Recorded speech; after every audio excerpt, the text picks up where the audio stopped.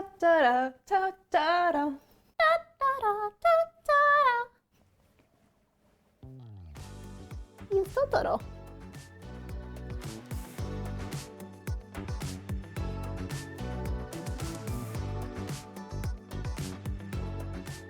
I love the idea of everyday sweets. Cupcakes and donuts and all things fancy are wonderful. However, sometimes you just want something not too heavy, not too sweet, that you can have with a cup of jasmine tea as a mid-afternoon snack. And that is the everyday sweet. Today we're making black sesame shortbread cookies. They're simple, they're not too sweet, and shortbread cookies are just oh so good with a cup of tea. Before we go any further, go set out 2 sticks, aka 1 cup, aka 8 ounces of unsalted butter so it can come to room temperature, because you know you're gonna wanna make these.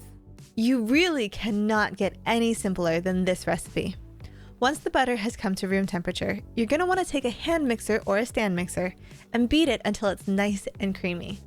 Next, we're going to add 1 cup of powdered sugar. Powdered sugar, confectioner's sugar, same thing.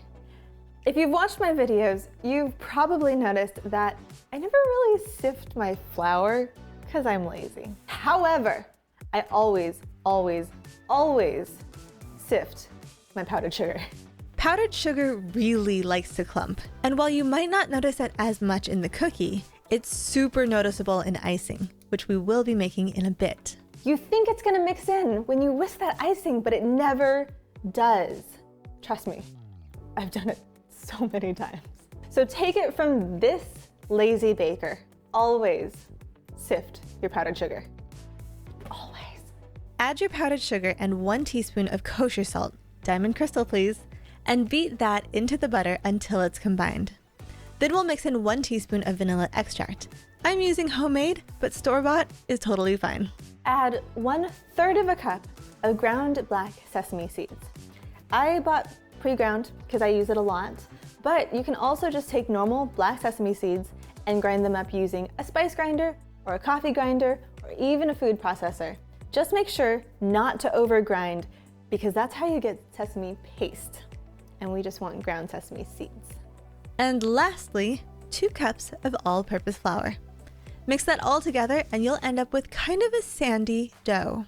Now, this is a pretty cool trick that I hadn't heard before. Normally, when you're making something like cookies or a pie dough where you're gonna have to roll it out, they tell you to form it in a disc, wrap it in plastic wrap, and stick it in the fridge for about 30 minutes. However, this does mean that when you take it out and you wanna roll it out, it's gonna be kind of hard as a rock. But in the recipe that I use for these cookies, which is from an unfortunately defunct blog called Hungry Girl Por Vida, give credit where credit is due, y'all! She instructs you to put all of the dough in a Ziploc bag, seal it, and then roll it out first before you put it in the fridge.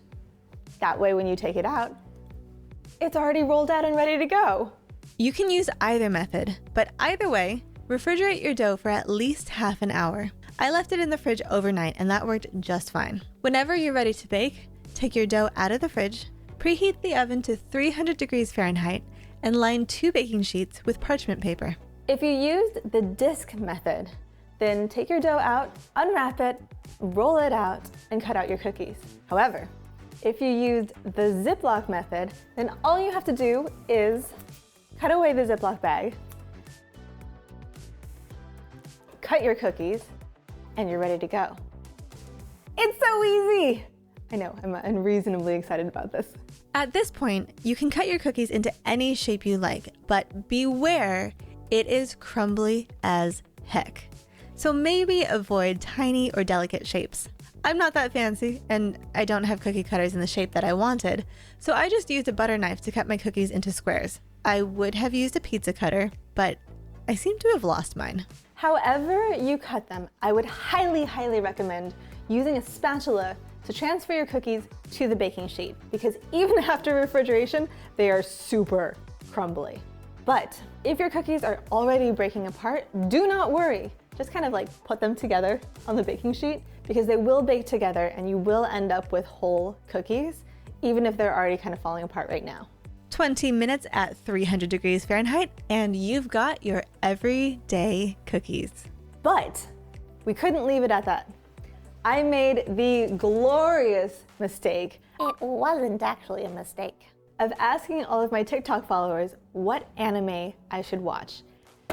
And they had so many suggestions. So I've kind of had anime on the mind. And also the original recipe was literally for Totoro cookies, so there is that. So, I decided I would try my hand at icing. Have I mentioned that I've never actually decorated iced cookies before? This is not a skill I have. First things first, let's make some icing.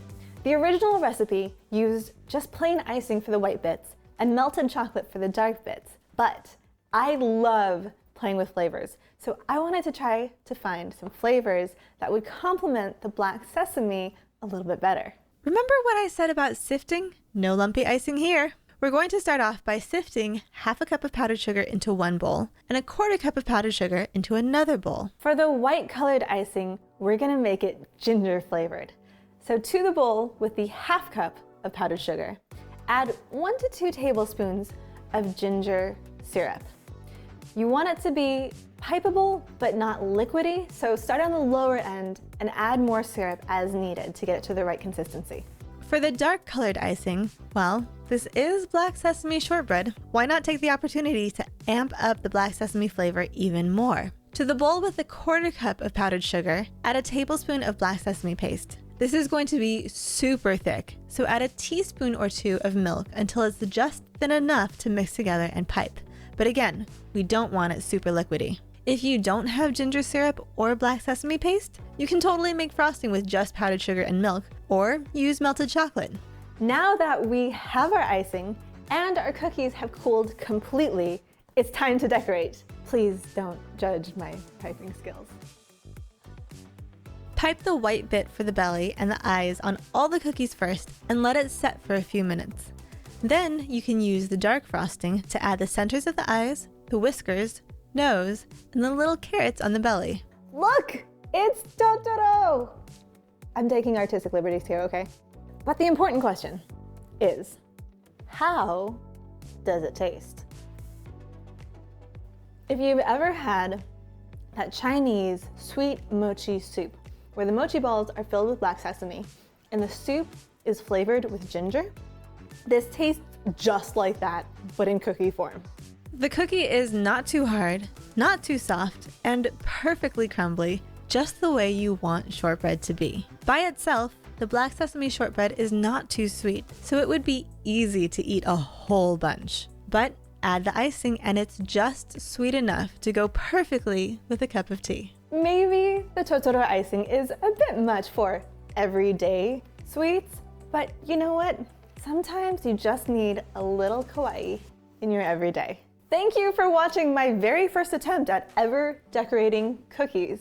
If you're not yet subscribed to this channel, make sure to hit that sub button and leave me a comment below to let me know, how did you like my decorating skills? Are you judging my decorating skills? And what should I decorate next? And don't forget to like this video because it does help our tiny little channel grow. We will see you next time.